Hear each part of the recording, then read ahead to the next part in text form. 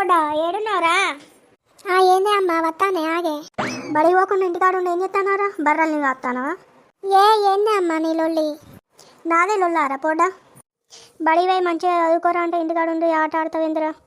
ఇవాళ ఒక్కరోజు మమ్మీ, రేపు పోతానే, రేపు పోతా. నీకు రోజు ఇదే పని. పొద్దుగా లేవగానే ఏదో ఒకటి అవుతుంది, కడుపు నొస్తుంది, కాలు నొస్తుంది, ఏదో ఒకటి వంక అవుతుంది. బడి టైం అయిపోగానే కథ మాటకు దిగబడతావు. కాదే మమ్మీ, రేపటి నుంచి పోతానే, రేపటి నుంచి పోతా.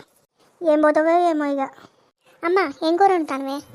టమాటారా? టమాటా టమాటా ఎవరు తింటాడే? Chicken mutton ఉండకపోయినవే. ఓ పోడా, నీకు బడికి పోమ్మంటేనే శాతం అయితే లేదు కానీ చికెన్ మటన్ కావాలన్నారా? ఇంత పచ్చడి ఉన్నది వేసుకొని తిను, నీకు కూర లేదు ఏం లేదు. పచ్చన్నా బడి పోకపోతే ఇక తిండి కూడా తినద్దా అమ్మా? మరేంద్రా ఏదో ఒకటి తినక.